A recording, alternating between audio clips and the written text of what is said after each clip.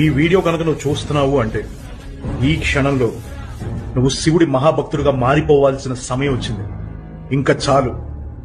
ఇన్ని రోజులు ఎదురు చూసింది చాలు, నువ్వు కష్టపడింది చాలు, నువ్వు ఏడ్చింది చాలు, నువ్వు మొత్తుకుంది చాలు. ఇప్పుడు నీకు ఒక జబ్బు వచ్చినప్పుడు ఏ డాక్టర్ని పట్టుకోవాలో తెలిసినప్పుడు, నీకు ఒక కష్టం వచ్చినప్పుడు ఏ దేవుడిని పట్టుకోవాలో కూడా తెలియాలి. అందరికన్నా ఈజీగా అప్రోచ్ అవ్వగలిగిన డాక్టర్ని, స్పెషలిస్ట్నే కదా నువ్వు పట్టుకుంటావు. సో అలాంటి ఒక స్పెషలిస్ట్ ఏ కష్టానికైనా దేనికైనా సొల్యూషన్ చెప్పగలిగిన వాడు పరమేశ్వరుడు. ఇది గుర్తుపెట్టుకో.